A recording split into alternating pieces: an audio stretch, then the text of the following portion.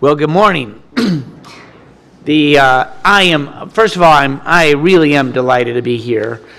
And yes, I am a big-time Wolverine, and that means we hate the Buckeyes. I'm sorry. And I told my wife that, yes, they did cost me $1 billion because at least I had them beating Dayton in the first round of the playoffs. And so I lost out right then. I am delighted to be here, and we have a lot of things that we can talk about. I've got a couple pages of notes I'm going to go through, and if we have time, we'll do some questions. We've got to vote on the budget in about a half an hour on the House floor, so it's a little bit earlier than we thought. And I've got a markup in committee where they need my vote as well, so I'm going to scoot from here when I'm done. I just want to say also that even though mainly I'm going to talk about health issues and things directly in front of you, I am so much in support of immigration reform, which I know really impacts this industry in a big way. And I am convinced that we can do this in a bipartisan way. I know you're going to have Eric Cantor come speak at lunch. Our leadership is for this. We have to find the right timing to get it done. And I am hopeful that we can get it done before the year is out. But I know the impact, the positive impact that we'll have on your industry by getting this thing done, and I look forward to be part of that. You know, Washington does get a bad rap. We know that. The dysfunction, the eggs that are thrown our way. But I want to tell you about some good things that are happening, especially in healthcare policy. For me, my MO has always been to work with both sides of the aisle to get things done. Our committee, Energy and Commerce, we have jurisdiction over, let's face it, the world. We really do. It's an exciting place to be. And for me, I've got a long reputation of working in a bipartisan way. In the last Congress, we actually passed 88 bills on the House floor. All but 4 or 5 had bipartisan support, and 40 of them got signed into law by President Obama. That wouldn't happen if they weren't bipartisan. And already in this year, in this Congress, we've done almost another dozen bills have been signed into law, many of them on the health side. And I'm just going to rattle through a couple of them here real quickly. 24 FDA reform measures were incorporated in the Food and Drug Administration's Safety and Innovation Act, PDUFA. We did the Drug Quality and Security Act earlier this year. So critical. Your industry helped us big time on the issue of track and trace. That was part of that, and that was a commitment that I made when we were not able to get it into PDUFA in the Congress before. But I know the impact on your industry literally is hundreds of millions, if not billions of dollars over the year. And again, we structured it in a way that was absolutely bipartisan in both the House and the Senate. We did the Recalcitrant Cancer Research Act. We did the National Pediatric Research Network Act, Combating Autism Reauthorization Act, the PhRMA Reauthorization Act, School Access to Emergency EpiPens, which was, again, a bipartisan bill, HIV Organ Policy Equity Act, Strengthening Medicare and Repaying Taxpayers Act, Animal Drug and Generic User Fee Reauthorization Act, and last week, the President signed the Gabriella Miller Kids First Research Act, taking money, federal money that otherwise went to fund the Democratic and Republican national conventions, and putting that instead over to the NIH to create this new research area, which is really going to fight cancer, a lot of different kids' diseases. Great thing to do. Of course, my interest has always been on disease research and the power of you all as we work together to try and get this thing done. My district in Michigan, that's what you do unless you're from the UP, right? Upton started in Kalamazoo. It's now Pfizer. Pfizer's my largest employer. Stryker, Homer Stryker, started in Kalamazoo. Perrigo, largest generic firms, one of my largest. It's my largest employer in one of my counties. So, and some of you may remember that it was my effort with Henry Waxman. We were the two leads in the House. And it was John McCain and Paul Wellstone, the two leaders in the Senate, that doubled the money for the NIH back in the 90s that we got through, again, on a very strong bipartisan vote.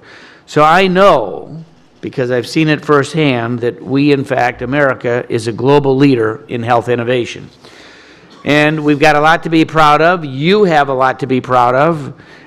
We have eradicated a whole number of deadly diseases as we provide for better treatments for others that allow patients to survive and thrive.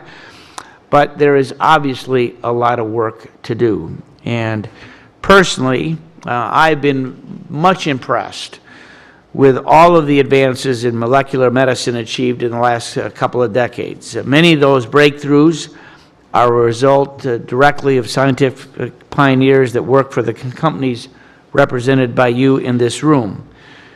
But if we want to save more lives and keep the country the leader in medical innovation, we've got to make sure that there's not a major gap between the science of cures and the way that we regulate those therapies.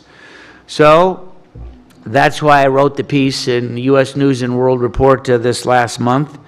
And in about a month, we're going to formally launch the comprehensive look by our committee at the full arc of accelerating cures, from the discovery of clues in basic science to streamlining the drug development process to unleashing the power of digital medicine and social media at the very beginning of the treatment delivery phase. In essence, we call it the 3 Ds: discovery, development, and delivery. All of that is what's going to save lives.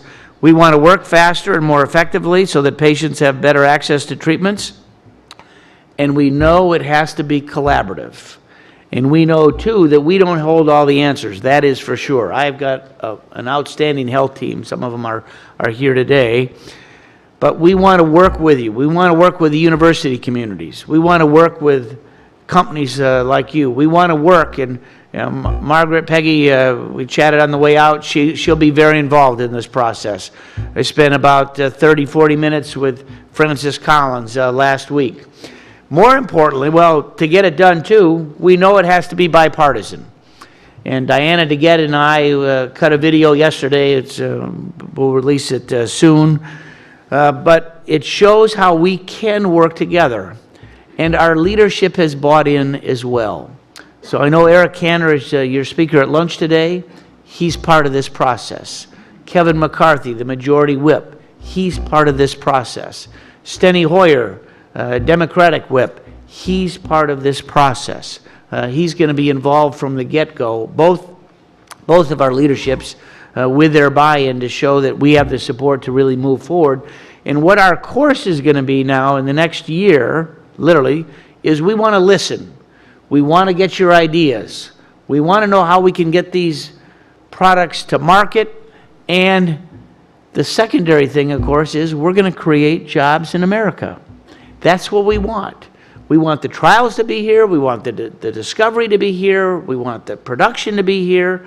Obviously, at the end of the day, too, we have to work on the tax reform issue, and that's Ian Reed is my guy, member Pfizer. We just sat together for almost an hour on a whole number of different issues. Tax reform is part of that too. Collectively, we've got to work together to get these things done. And I'm convinced that we're going to be able to do it. So we're going to take the balance of this year to listen, to get the ideas, to see what we need to do to help. We'll have a new Congress, obviously, come January. Some new colleagues on both sides of the aisle, but we'll use what we learned this year to propel us next year, and probably about this time next year, I think we'll be ready to act. Joe Pitts is my subcommittee chair on health. We'll be very engaged on this, and we'll begin to move legislation through that, again, I think can be, well, I know, will be bipartisan not only in the House, but we'll work with our counterparts in the Senate as well to get it done. And I'm very excited about that. You know, health innovation, you all know this, can really move at lightning speed.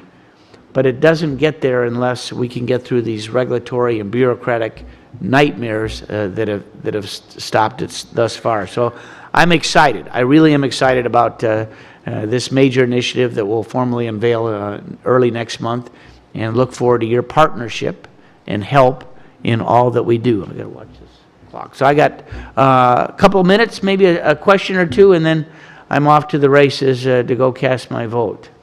Anybody have a quick question?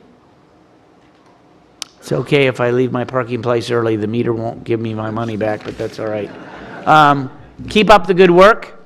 Thanks very much. Thanks for being a partner in terms of what I know will be an exciting time for all of us. God bless.